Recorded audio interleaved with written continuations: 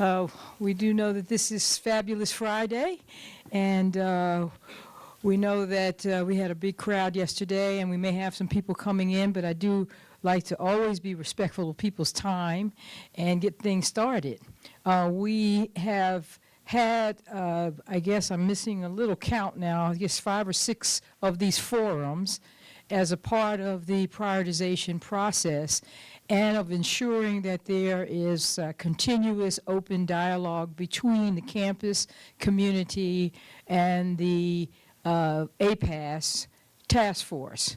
So this is an opportunity for us to engage with you, and the typical way that we think is best is that you have the opportunity to direct your questions, comments, and observations to those individuals who are working very diligently on the task force to pull together the components of the prioritization process and to seek your feedback.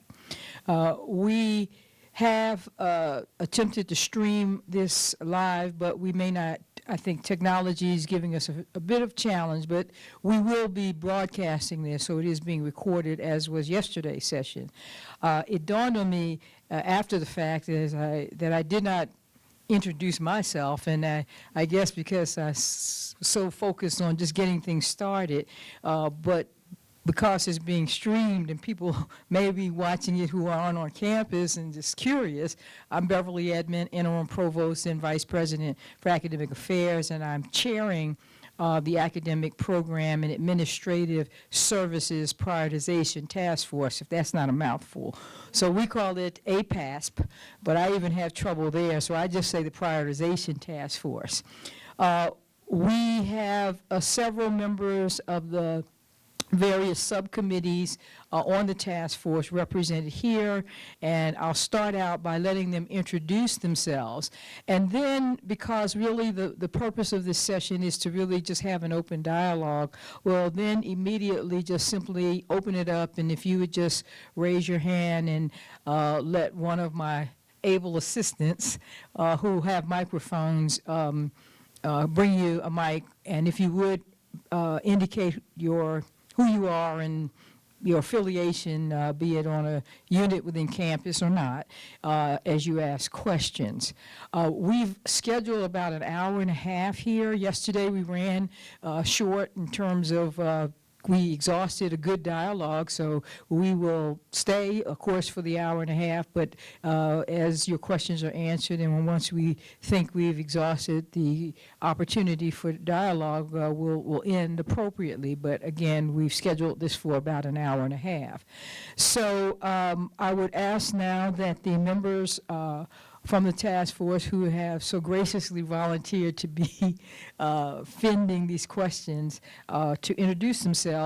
We also have at least 1 or 2 individuals on the task force who are in the audience, and I'll ask them to raise their hands in just a minute, but I'll start. My name is Braden Fitzgerald. I'm a student studying community health.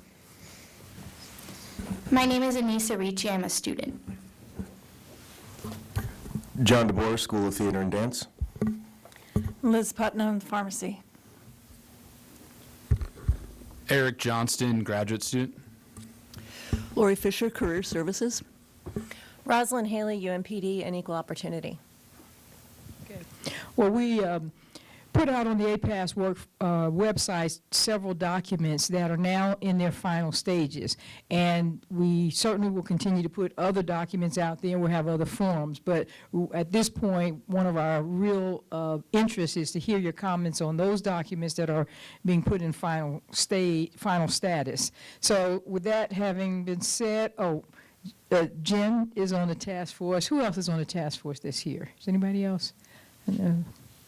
Okay, Jen, did you raise your hand so people, okay. You need to be a part of this.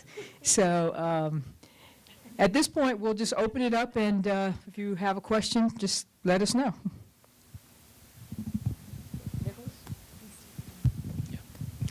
Nicholas Von Essen, Mathematical Sciences. I have a follow-up question to the question I asked yesterday.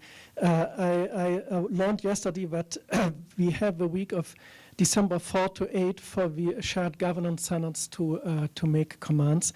but I'm a bit concerned about the timeline at the very end of the process after the APASP review is complete, which is November 30th. If the President's Cabinet and the President begin immediately the deliberations, which goes through December 11. Well, wait a second, from November 30th to December 8.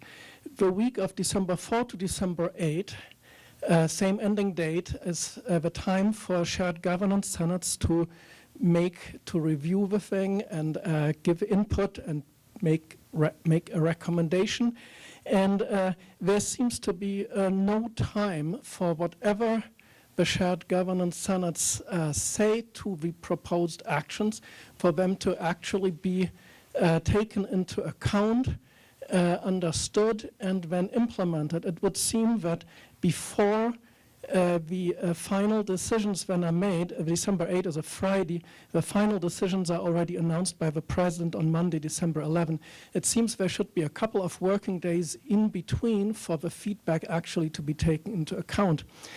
Similarly, after the President announces the final prioritization decisions on December 11, a Monday, there are 3 days for campus forums organized by faculty, staff, and the ASUM senates. That's Tuesday to Thursday, December 12 to 14.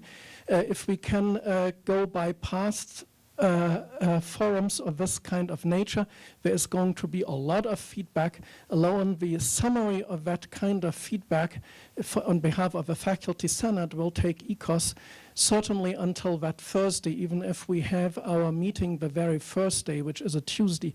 But already on the very next day, Thursday is the due date for the feedback. On the very next day, Friday, December 15, the President will present the absolutely final prioritization decisions both to campus and OCHI.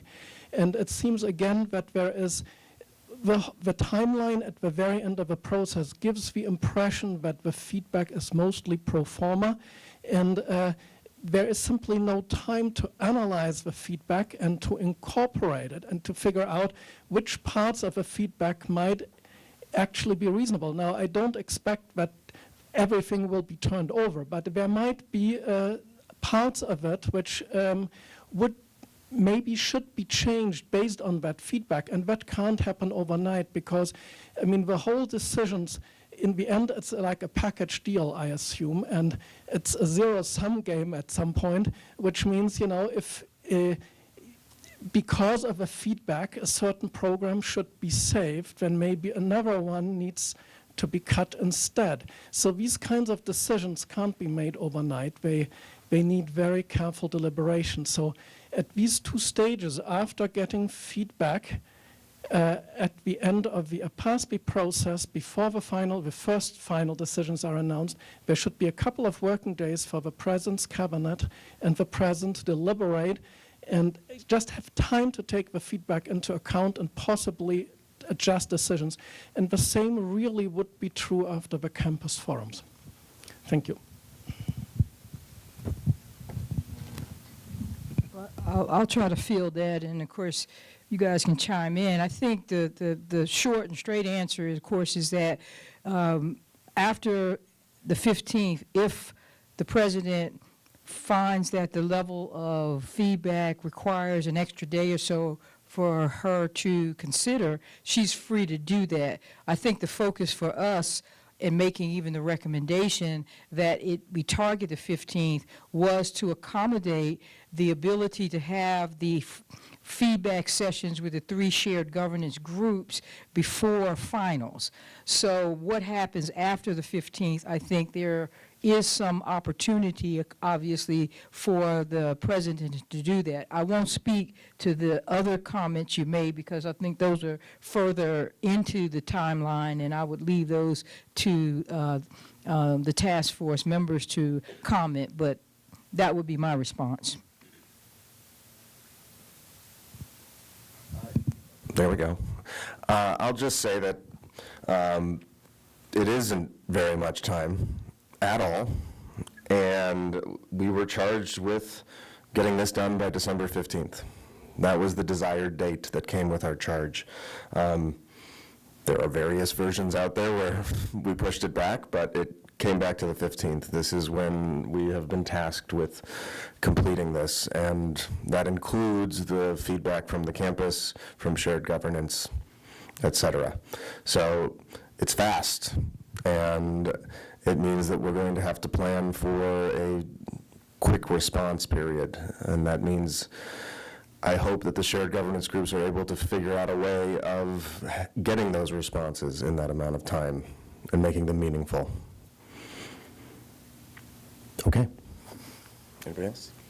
No, there is no good answer.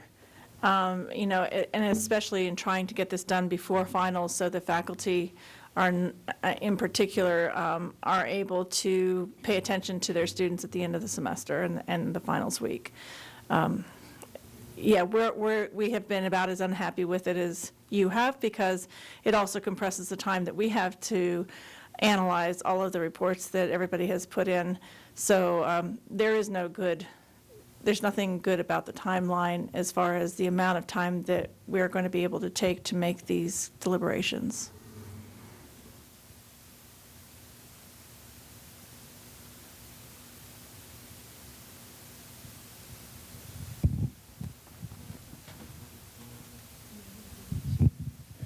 Hi, my name is Brian Dowdle. I'm in the Department of Modern and Classical Languages and Literatures. I saw on the website an updated ranking categories, and there are 5 categories listed from highly effective to urgent action required. And I'm wondering if the panel has an idea of how programs will be divided out among those 5 categories. Are we looking at a 20% each, or will it be more of a, I don't know, different type of distribution? Thank you. Hi, thank you for your question. We actually got it twice yesterday, so it is a common concern. I can't tell if I'm being too loud. So we will not be dividing them out equally into each of the ranking categories. We recognize that there aren't going to be 20% of programs that should be in the lowest one, which a suggested action would be moratorium. So we do recognize that. At this point, we don't have any clear understanding of what score would have you fall into any of those ranking categories, because we've not received any of the forms and scored them as yet. That's up for deliberation once we receive those. But no, there won't be a certain number that have to be pushed into each category.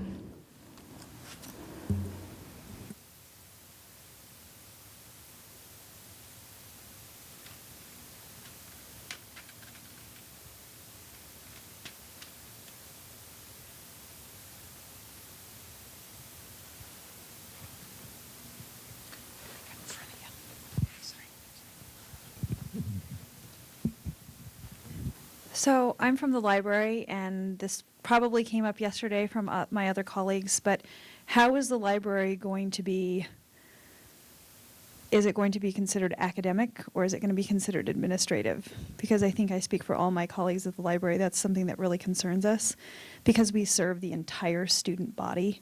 There's no student who is enrolled in the library, but we serve every single student on this campus, and we also serve the larger Missoula and research community throughout the world. And yeah, so I'm just curious to know how the committee is thinking about the library.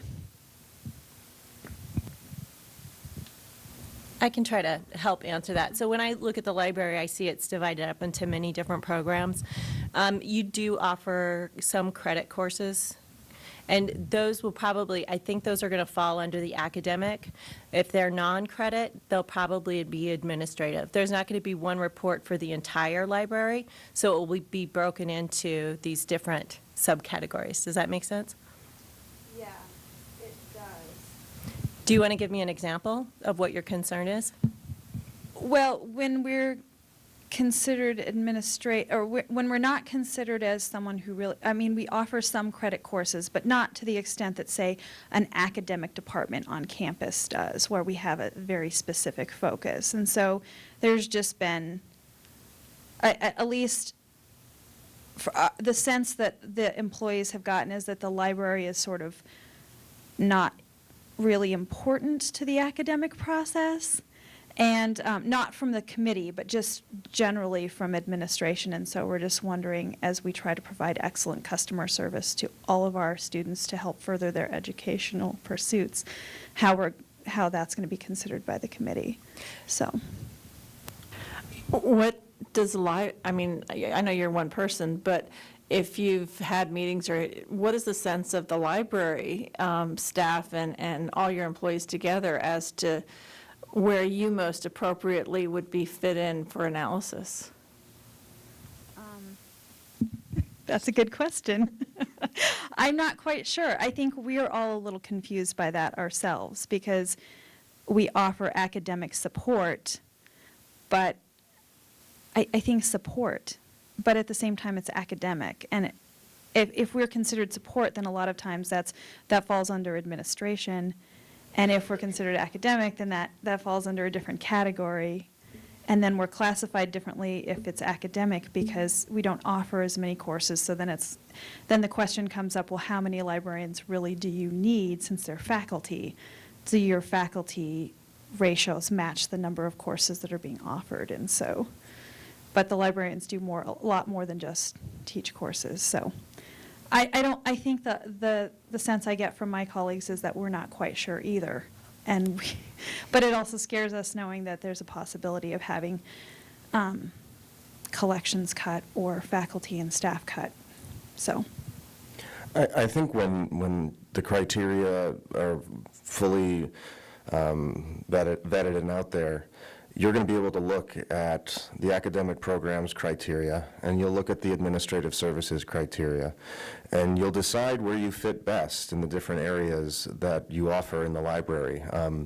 We had the same question yesterday coming from communicative sciences and disorders, that they wanted to know, well, we've got a clinic, but it's a teaching clinic, but it provides a service, doesn't really generate credit hours, but it's absolutely vital to the mission of our academic programs. So that program is going to be looked at as either a service or an academic program, wherever it fits best and however they can best tell their story for the prioritization process. And I think that's going to be the same thing that happens at the library. And that sort of decision about where you fit best will be made by all programs and services, not to your extent, obviously, because you kind of have a conflicting situation. But we will be sending out a master list of all of the programs and services that will be going through prioritization for review and feedback by the campus and community. And so that will also come with a contact person, and what prioritization process they will go through. And so if a program or service has a concern with where they fall, they can contact us and we'll just switch them over. So that'll be a process that everyone will be doing. Good morning. My name is Rick Curtis. I'm the director at Curry Health Center. I have a question and a request. So the question is about the mandatory author training, which, as it states, is a series of training, which tells me that it's more than one. And it's happening during August 21st through September 5th. So my request is, as we're getting ready, we're doing student orientations and immunization compliance, all that we try to publish the dates for the training and the sign-up as soon as we can, so we can work it around our current schedules of getting students actually registered here, which we think is important. It's a good thing. But the other question that I really have is, when you talk about a series of training, what are you envisioning this training being? How many are we talking about? 2, 3, 4, 5? What does a series mean, and how are you envisioning that training actually happening, and the goals and objectives? So this is actually something we're discussing next week and on through into the beginning of the pilot. There was a preliminary conversation that took place with some potential trainers when Bob Dickinson and his colleague Joanne Lindendig was here. And so we have some idea of it. I wasn't actually privy to any of those conversations, but I know that we will be developing that process over the next couple of weeks, and we will pilot it with the pilot process as well. Maybe I can embellish just a bit. When we had the consultation from Bob Dickinson and Johan, it was very, very early in our process. And in our preliminary discussions with them, trying to identify how best, first of all, to use them as consultants in our process, as well as what we might need, one of the things that they emphasized was that it would be very important to do what they described as author training, so that all individuals who would be writing these reports would have kind of the same lens by which they would be written, and in addition to the guidance that the task force will provide in terms of structure and word limits and focus and all of that. But again, just to make sure that the kind of leveling the playing field. But at the time they came, we were very early in the process, and a lot of the details, or in fact, most of the details had not been worked out. But so what we decided to do was to have a preliminary session on train the trainers, because in trying to maximize our own expertise on campus, we thought that it would be important not just to have someone from the outside coming in and doing 1 or 2 sessions with those who would be involved in writing, but it would be as important to train the trainers so that we would have some level of expertise ongoing. So what we did at that session is I think they spent 4 hours or so with a group of individuals who volunteered to be trainers for the campus, and they went through kind of a process of how to help people who are writing the reports, write them in a consistent manner. Again, a lot of the questions that came, as I understand, out of that session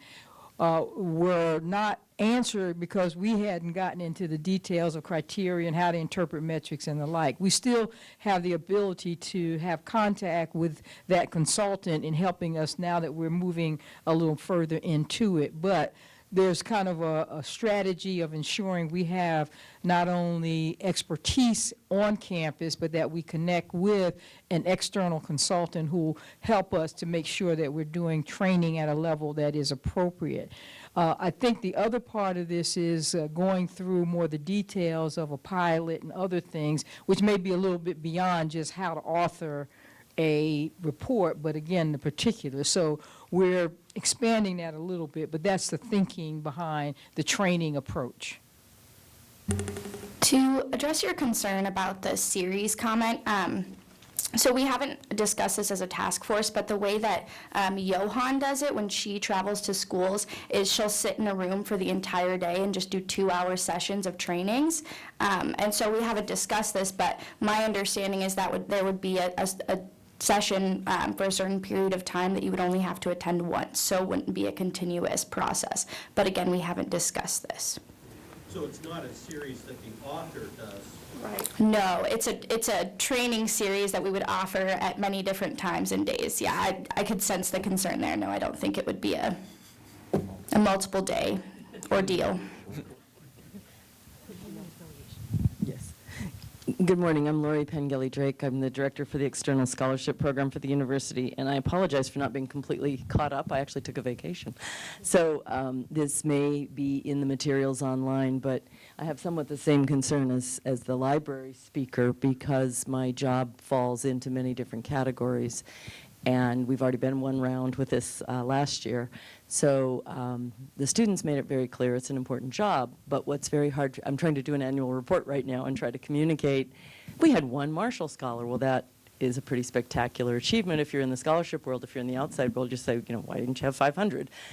So trying to figure out how to convey the amount of time and the range of engagements for the scholarship world is going to be kind of interesting in this context, and I don't even know yet if I am supposed to do a report. So just kind of getting, I think for me, but also for anybody else like the library staff and anyone who is in a job that doesn't fit a neat category. I know you said we're going to be able to respond, but it would be great if we could get out ahead of it with some sense of how these unusual services are being viewed in the evaluation process. Just what would be ideal for us to be getting together way ahead of time, rather than trying to react as we're all trying to get students advised early in the year. Thank you.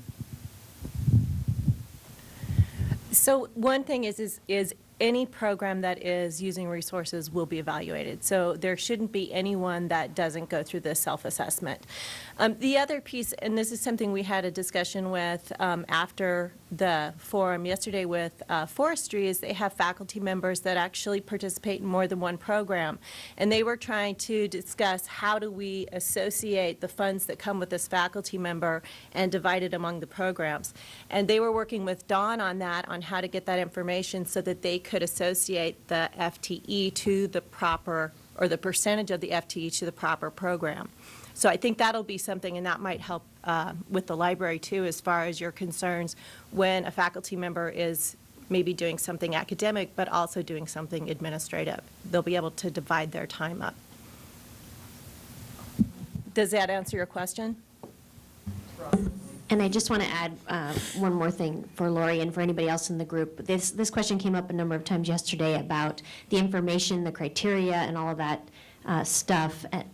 And next Tuesday, we should have an update that goes out to campus that will include the criteria for academics, the criteria for administrative services, the initial rubric for administrative services, and then we're still working on a couple of other items. These are draft format, and they will have questions on them. If you could please go through those and kind of get an idea, it will help with your group or your program or your unit to see if it's going to be possible for you to answer any of that information. And then we need that feedback if there's a struggle or we're missing something on there. So that communication plus those items will be posted on the website next week. So if you could take a look at that, that'd be great.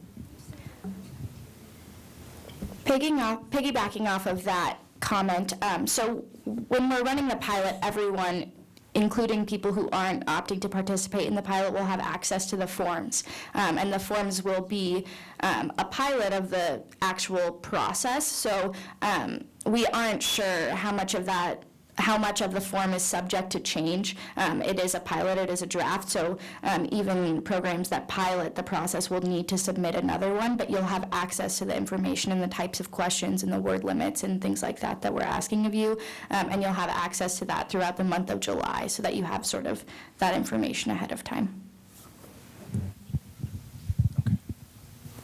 Hi, my name is Phil Higuera, and I'm Associate Professor in the Department of Ecosystem and Conservation Sciences.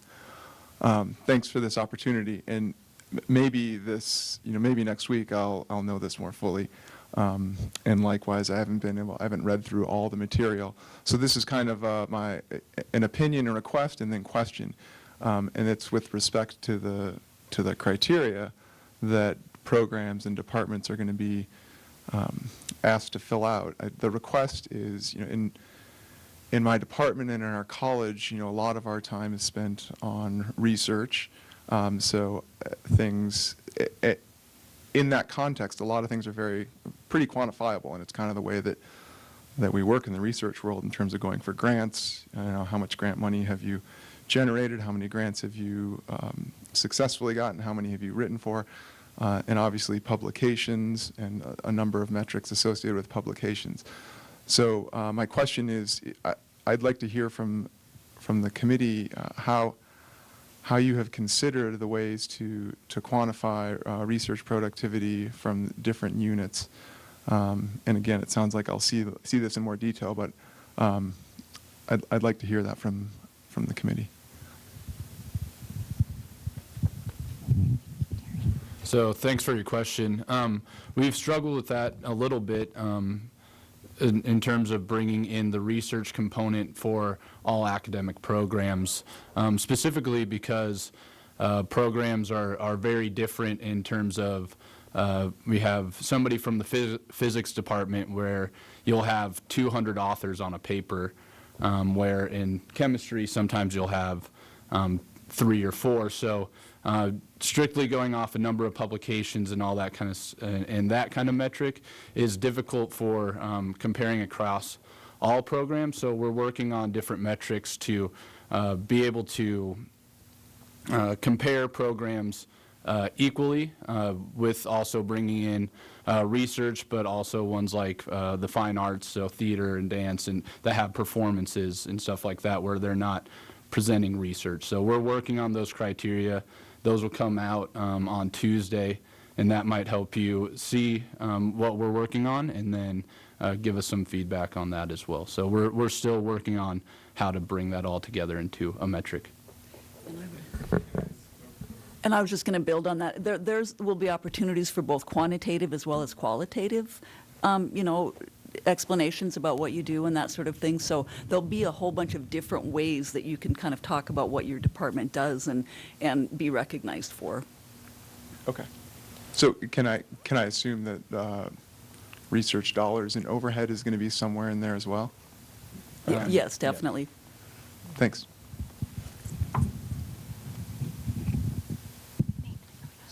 Hi, this is Andrea Rhodes. I'm with Academic Enrichment, and I just thought I would add on to what you just mentioned. Will you also include how much time certain faculty do oversee internships, oversee field experiences, oversee volunteer experiences along with the research? And do you guys have a way that you'll express that too?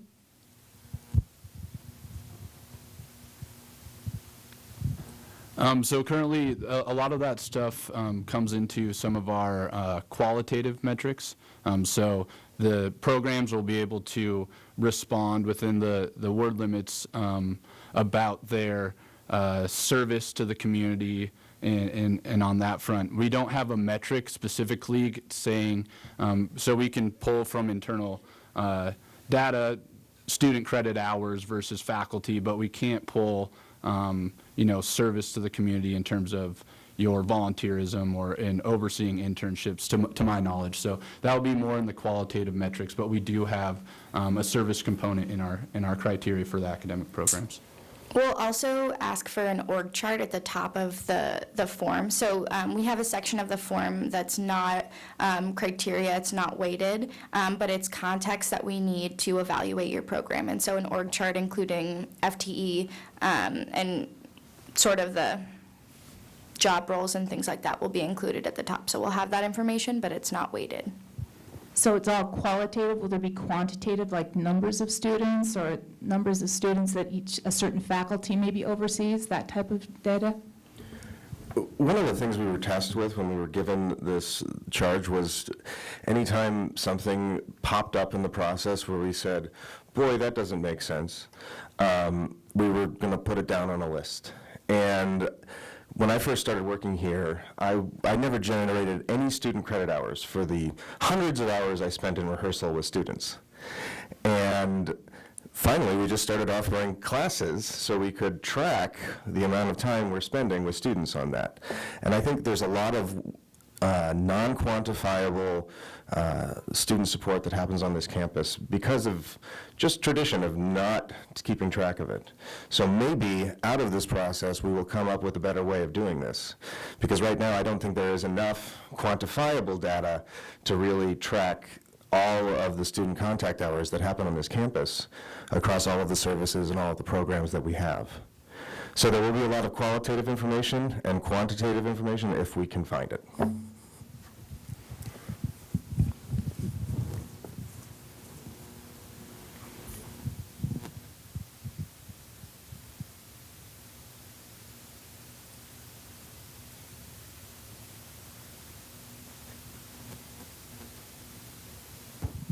While you think of your next question, it might be helpful to talk a little bit more about the pilot, maybe to generate some feedback.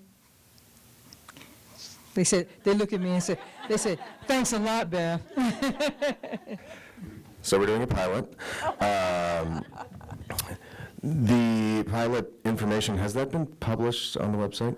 It's in the framework document. And the purpose of the pilot, there was some misunderstanding early on, and it's not to allow some people to go first so that they can get it out of the way and get it done. It's more for us to be able to rehearse this process, to get one go at it so we can see if it really functions and if it's really working and giving us the information that we want, which is why everything we have, even though we've come up with final drafts, they're still drafts that will be used in the pilot and then revised afterwards. The pilot will be open to all interested areas of campus, so anyone can participate in the pilot. We will then randomly select 3 programs from academic programs and 3 services from administrative services, and we will go through the exercise of reviewing them as a task force to test our rubrics, to test the process. Liz has come up with a review process, a draft for us to attempt to see how it works based on NIH grant reviews. Yeah, I got that right? Yeah, you got it. It's new to me. And at the end of it, we'll be able to finalize what we're going to be doing in the fall. So if you are interested in participating in the pilot, that's going to be coming up. I think the author training will happen July 6th and 7th. And that'll be the training of the trainers, not even the training of the authors, which will happen the next week. And it'll go week by week through the month of July until we get to August. So if you are interested and just want to kind of put your hand up, feel free to send me an email or to send Claudine an email or Rebecca Power, and we can get you on that list to at least keep you informed. But all of campus will be invited as well.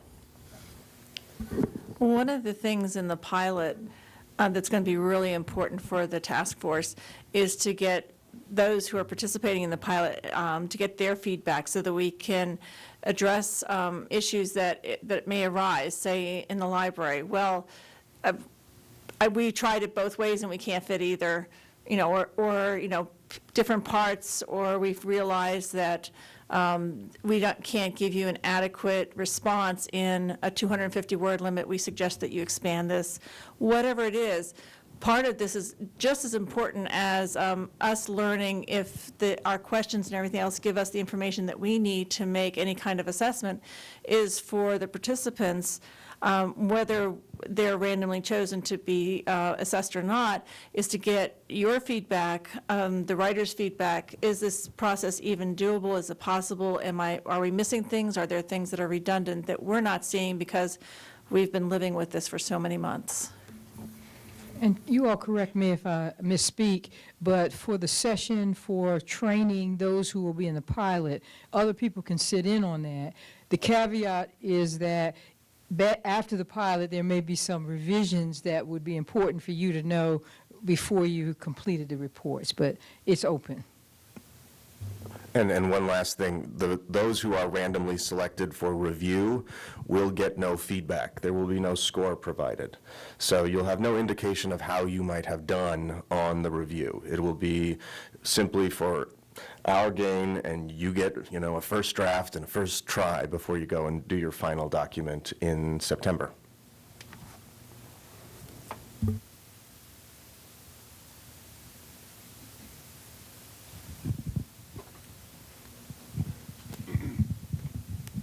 So I was just going over through the website and looking at everything, and I was curious as to when and if or where you're going to solicit student feedback, who are the ones who are paying to keep the lights on, and kind of why we're here. Is that going to be taken into consideration throughout the process? Are we going to be soliciting their feedback, and if so, how, when, where, why?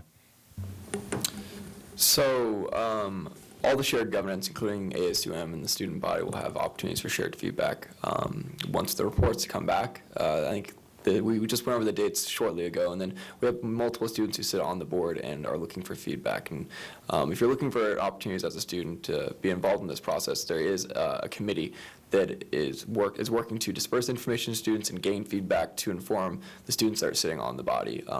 It's a ASUM committee. We're actually going to have our first meeting next week, and then hopefully throughout the semester.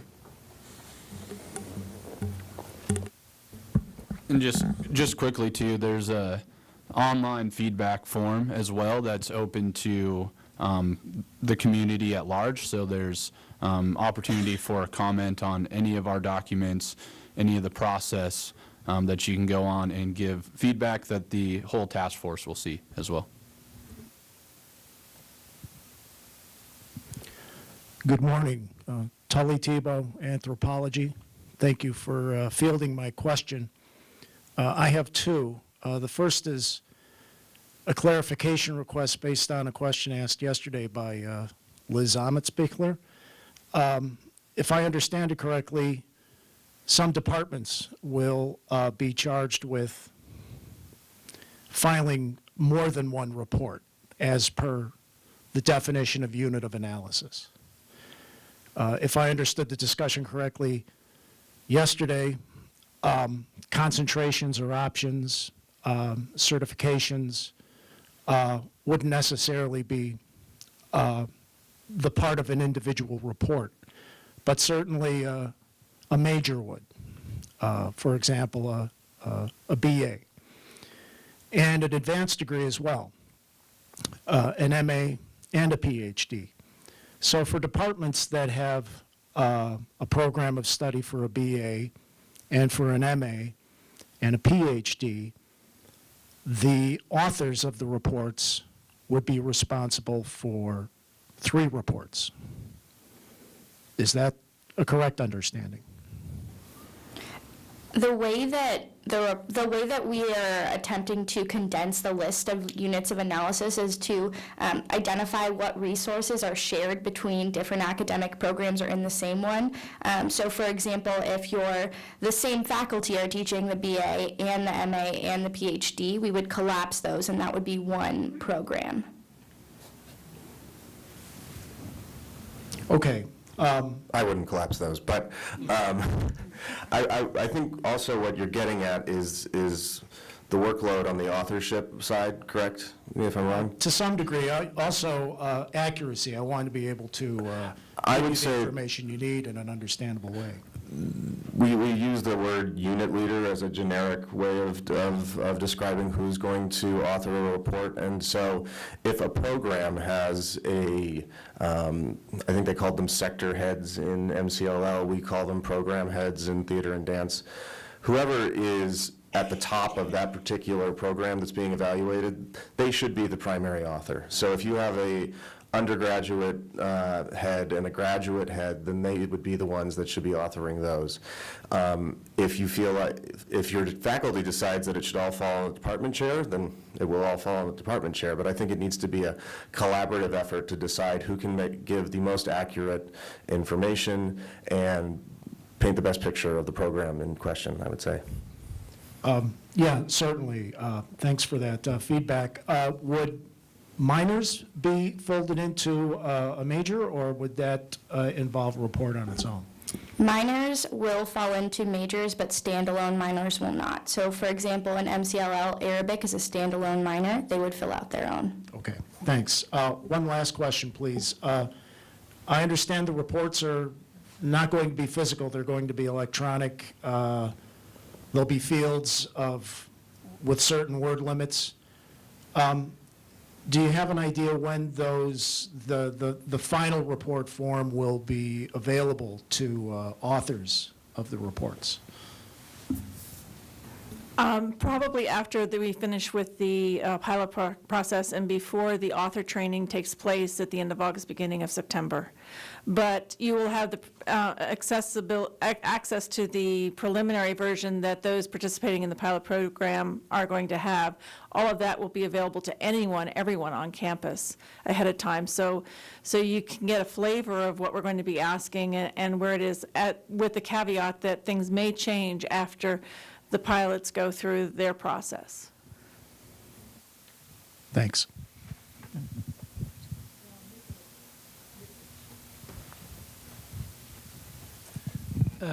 Just a follow-up question here.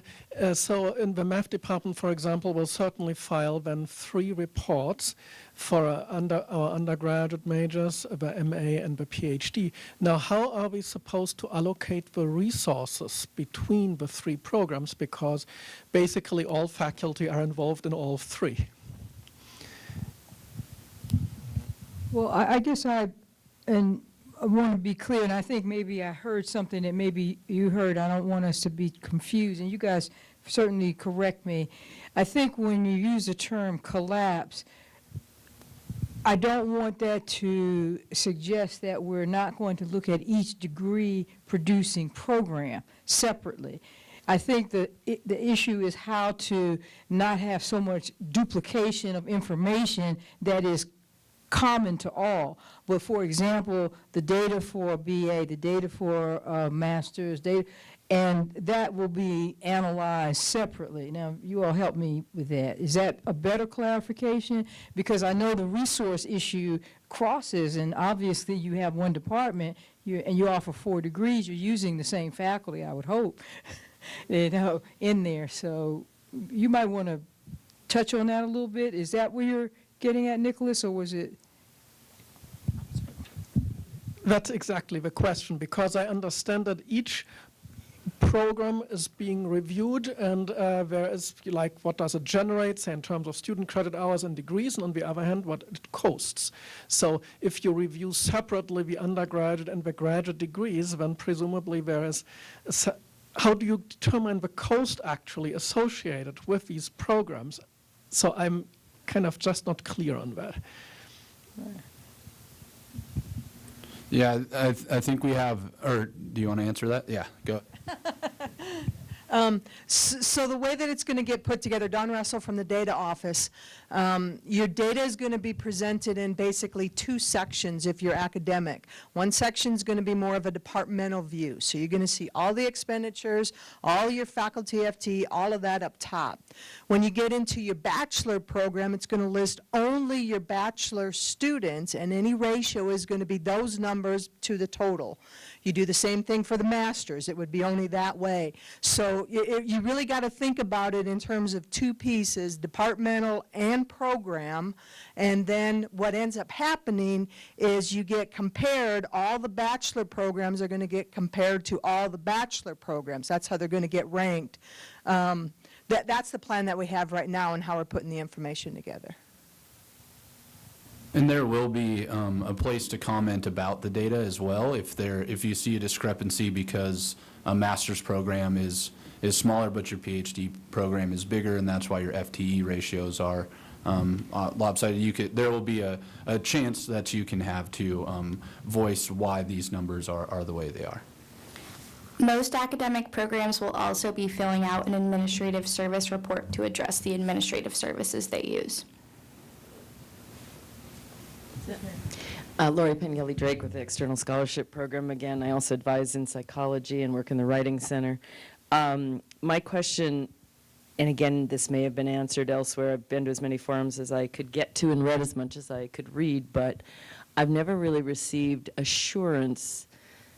We hear about the commitment to liberal studies, liberal arts, humanities, all the different terms, but I just want to make sure, as we're talking about a process that's becoming more and more and more about quantifying, even though there is a section for qualitative description, I want to make sure that we have clear in our minds that we can't really call ourselves a university if we're cutting programs that are essential for it to be a university. There are very few philosophy majors, but you're just not a university without a philosophy program. Classics, very few classics majors, but really we're not going to learn about ancient Greece. So I want a kind of big I want the big picture here.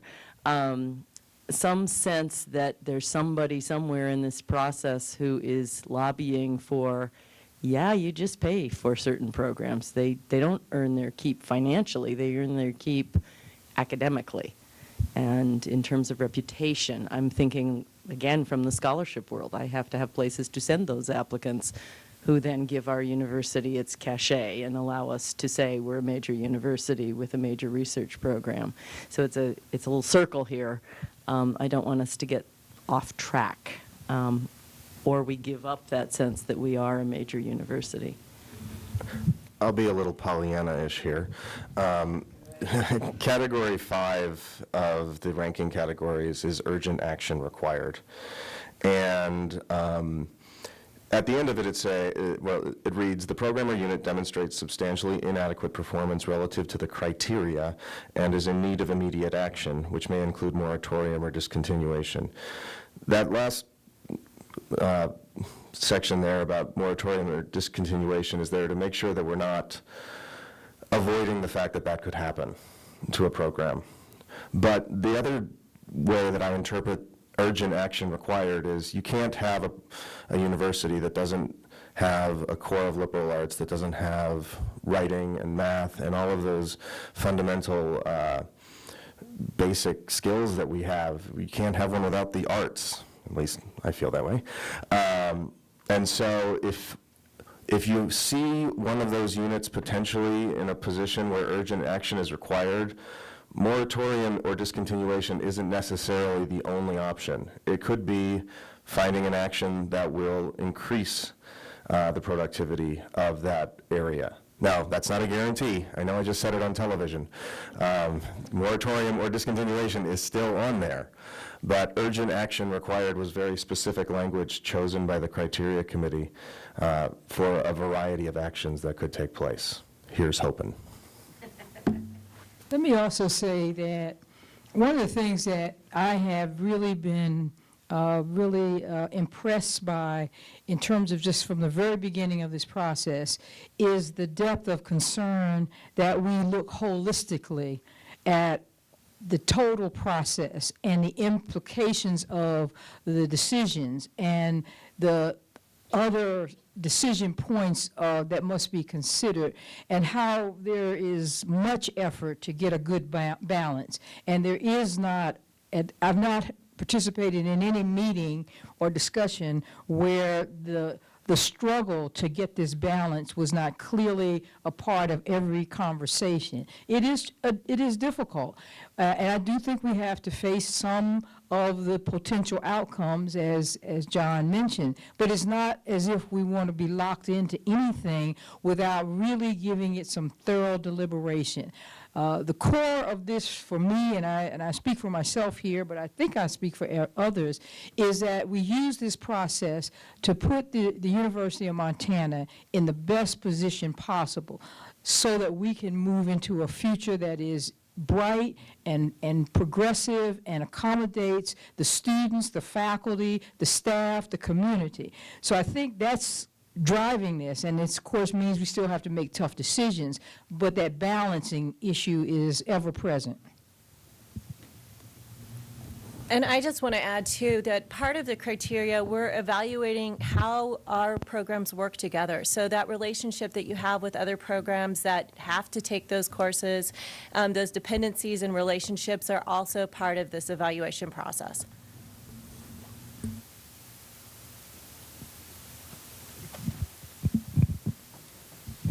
Hi, I'm Matt Sumanoff from Modern and Classical Languages, and just as a sort of a follow-up to that, I'd like to ask where a program's connection to general education is going to be addressed in the rubrics and the criteria.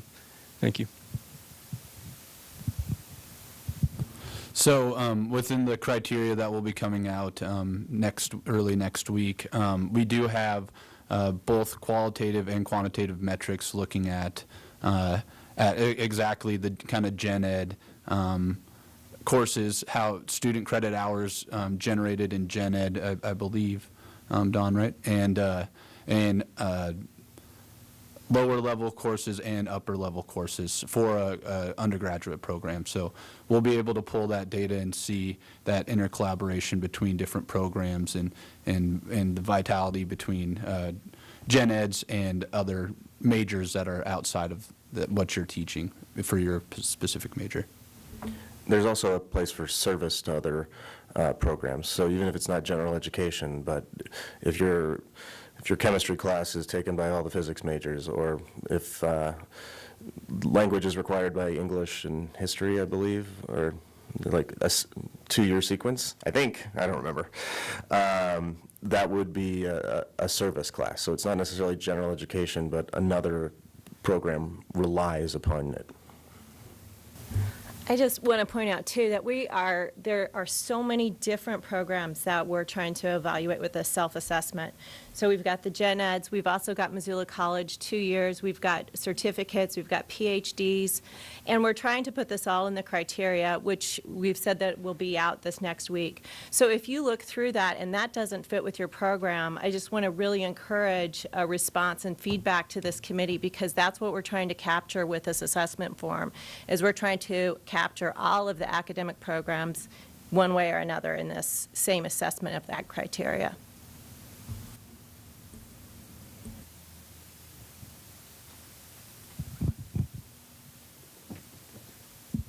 Hi, Rick Curtis again. I'd like to kind of talk more about the administrative side for just a moment. Because the criteria, the metrics clearly have to be different. And so I'll just use the health center for my question. So within the health center, there's a medical, dental, counseling, wellness program. There's the Student Assault Resource Center, which we fund, but it actually reports to the Vice President for Enrollments for Student Services. So it's not something that I oversee. I also provide funding, some little bit of funding to Bitterroot College. How do you look on an administrative metrics and things like that, where there's cross-funding, of which none of it's general fund? So how would you look at that when you talk about what a program is and what it isn't? Does that make sense? I am so glad you asked that question. That's been a discussion that we've had with the criteria with administrative services on how we identify those things and where we put that. Do we have a clear answer? I can stab at it. Okay. So we're working with the vice presidents, I believe, to get we're working, starting with the chart of accounts, to try and figure out the unit of analysis to go through, because we, as the task force, we don't know how each individual service should break down. Should it be combined with these two because they're almost one and the same? And so we're working with trying to get the actual units of analysis that we can give out to the community. But in terms of cross-funding, Don might be able to answer that a little bit, but we're trying to figure out how best, because it seems it's pretty rampant throughout the campus that money from here is going over here, and how do you track it? So we're trying to find the best way to do that quantitatively. It's tough with the administrative services because we don't really have any central data on that like we do for the academic programs. But Which was actually going to be my next question, and you can repeat this. But what type of data sets is institutional research creating for the admin section? Okay, so the question from Rick was, what type of data sets are we creating for administrative services? Basically, only 2 data points at a high level: the expenditures that have been from all funds, revenues and transfers and personnel, and we're going to try and break it down as best we can. But to your point, it's who spent it. It's not following the money down the rabbit hole through the 6 different places that it went through. So one of the reasons why we're I'm adamantly, I don't know if everybody else is, using expenditures is because if we use budgeted, it does not reflect what happens on this campus. Money gets shuffled all over the place and funded for different things. So it's going to be your expenditures, and it's going to be an FTE workforce that you have. Right now, those are the only 2 metrics that we're putting together for administrative services, but we have asked other quantitative questions where units can put in things like student services can talk about how many students they serve, how do they compare to national benchmarks, all of those type things. We don't have that centrally, but we're still asking it through the form.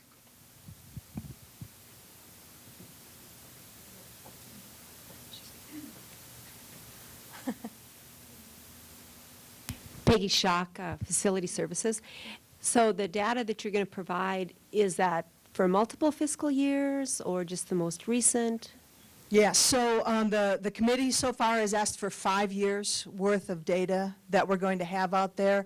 The proposal that they have is that then you are benchmarked against your average across those 5 years.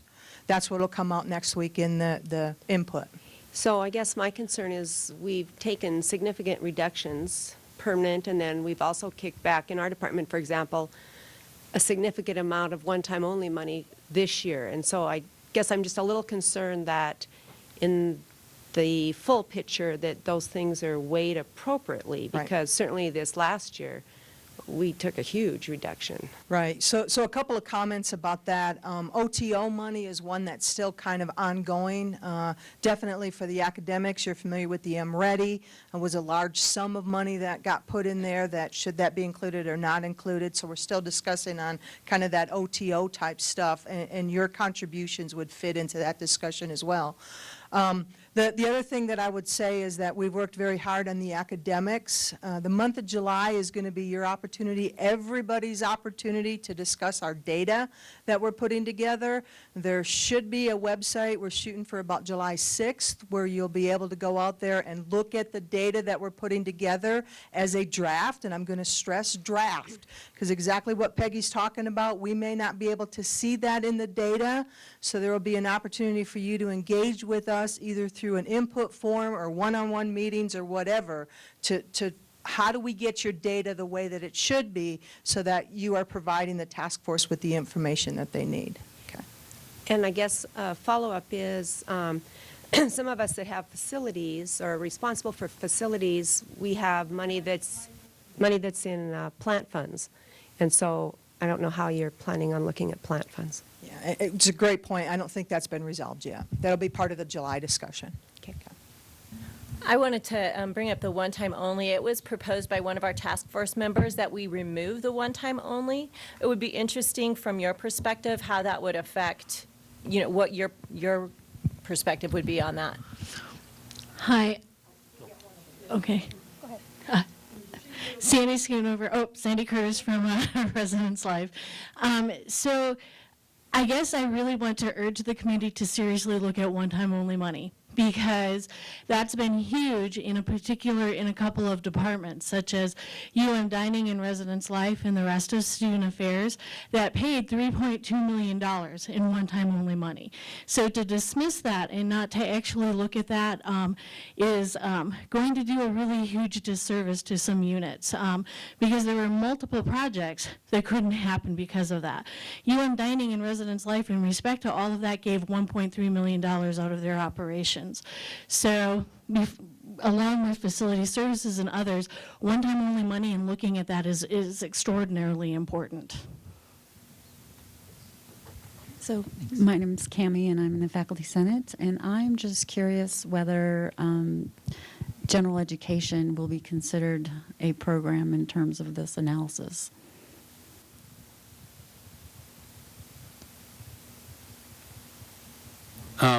Specific general education as a whole, no.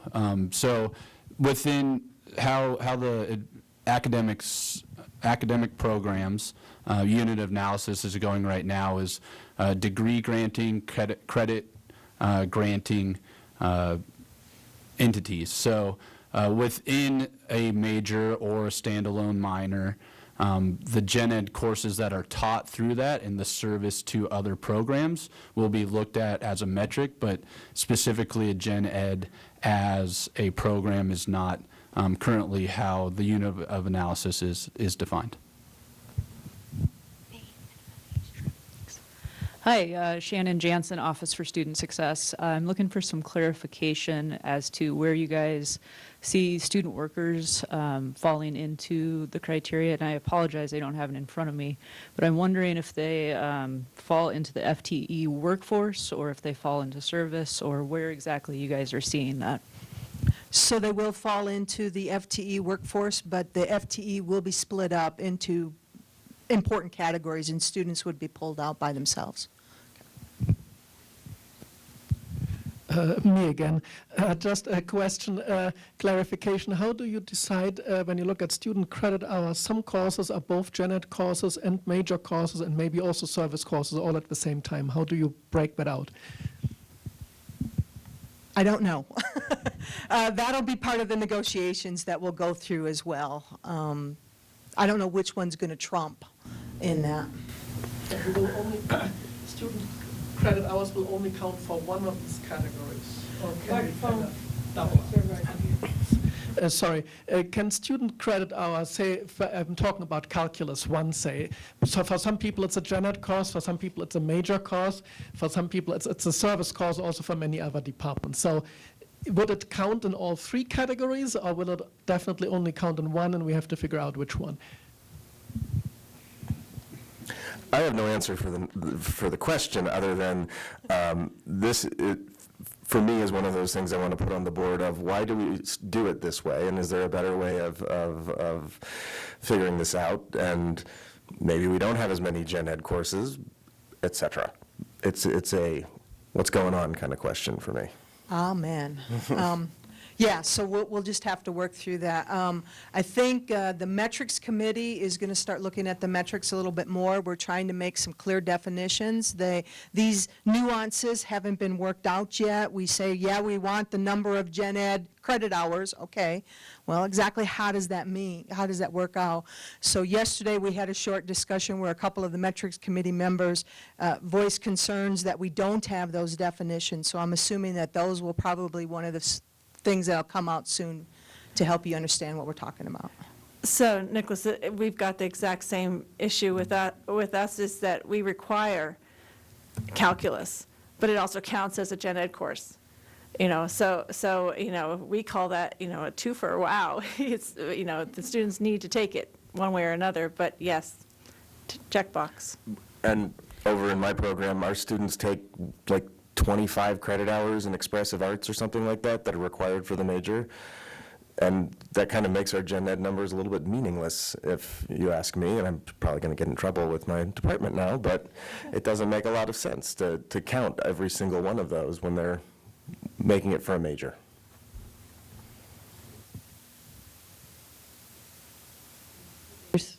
Some with IT. So you said you were looking at all the different index types. So what happens, are you weighting anything like student collected fees? How departments are utilizing those either positively or negatively, the monies that are actually coming from the students? So the vision that we have right now is the information will be provided and you put those nuances in the qualitative information about the data.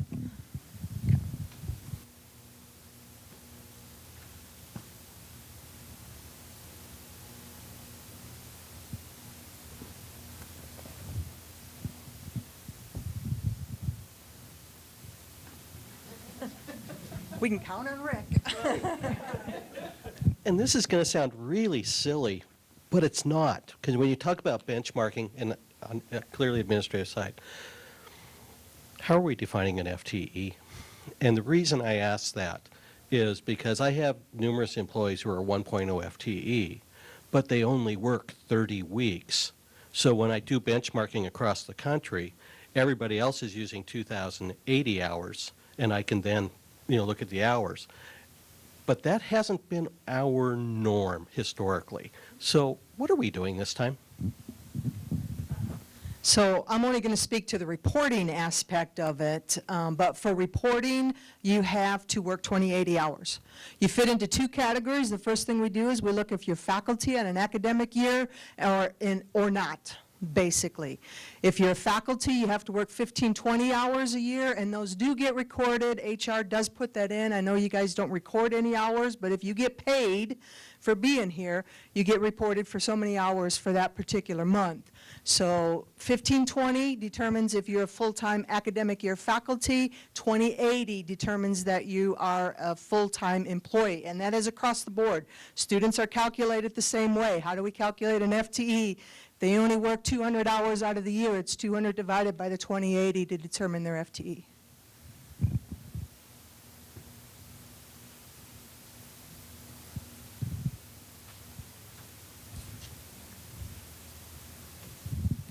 Kind of feel right before lunch, you look around, you say, I got a question, but I know, they know who I am, I better not. But we really want to spend as much time here as possible with you.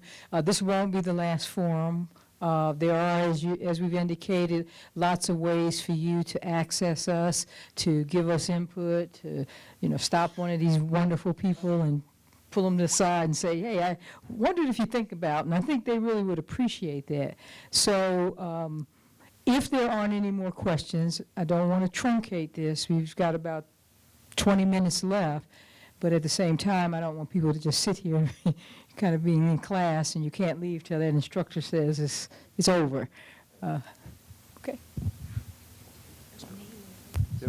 Jess Neidick. I work in Student Affairs IT, and I'm also co-leading the One IT process to sort of reevaluate what we're doing with IT on campus. So I'm kind of wearing two hats in this process and sort of trying to figure out how the One IT process can maybe partner or parallel this process. One question I have is, clearly you guys are prioritizing, expenditures on campus and programs and or however we define those categories. But it seems, John, you mentioned a couple times also, like, why do we do it that way as sort of this other aspect of what you guys are discovering? Is there going to be other recommendations that come out of this process other than just simply prioritizing funding and programs? I hope so. I can just speak to that briefly. Yes, what we're hoping to do is put together a long, ongoing plan that we would do this every, 3 years or 5 years or way less than 40 years.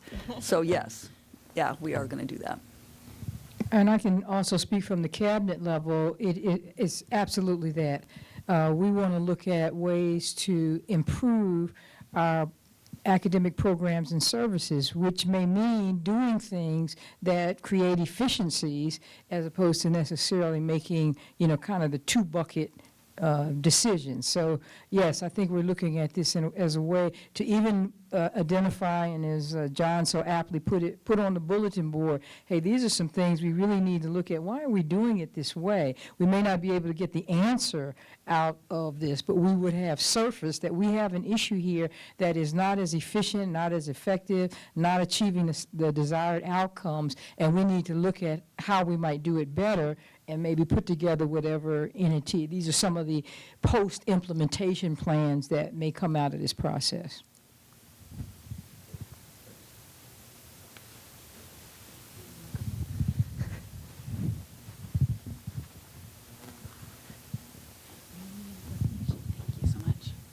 Hi, my name is Grace with Athletics, and just want to say thanks so much for what you guys have done. I know that, you're hopefully not looked upon as black sheep on this campus, but really you guys are doing a great job, and that document that came out yesterday was very comprehensive and informative, so thank you for that. So my question is in regard to the waitlist features, and you may not know this, but how are you considering kind of need for or demand for classes, especially for spring semester and maybe a little late. But I tried to register a student yesterday for a writing 095 class and saw that they were all full, and I'm just wondering, if you guys are getting those numbers from the registrar's office or if that's going to be taken into consideration. Thank you. Thanks for the question. We have, within the criteria, specifically for academic programs, a demand section. So there's both qualitative and quantitative metrics within that. In terms of, especially for graduate programs, I don't know exactly on the lower, 095 writing courses, but on graduate programs, in terms of applicants versus how many you can accept and stuff like that. I don't know if we can pull data on classes in terms of how many, because if somebody can't get in and register, we can't really quantify that to my knowledge. But if classes are full, that might be something that that we look into as well. But it'll be in terms of FTE versus student credit hours, that should be pretty high on the ratio on the good side if every section is full and that kind of stuff. So maybe Dawn can answer. I think you're talking about the actual waitlisting function that the registrar's office has implemented. That's really too new to have it be a formal part of this. We don't have a long longitudinal history on that stuff. We could probably give that as informational pieces so that you could use that to speak to in yours, but right now it is not part of the weighting because you wouldn't have a full 5 years of that information.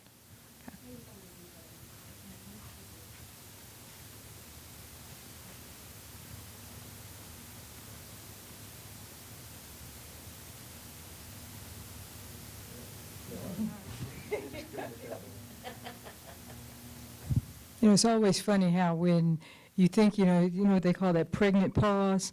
Why is it that it seems when you're waiting to make sure that everybody has an opportunity, it just seems like it's just going on and on and on. But anyway, any other questions for the task force? Well, as I said, we will have other sessions, so this is not like the end of your opportunity to have interface with us, as well as the continuing ways that we are willing and hoping and encouraging you to let us know what your thoughts are, particularly on specific documents. So I want to thank the task force again for hanging in there with me and doing this this kind of forum and answering and fielding these questions. And I want to thank you for coming by. And with that, I think we'll wrap it up. Thank you.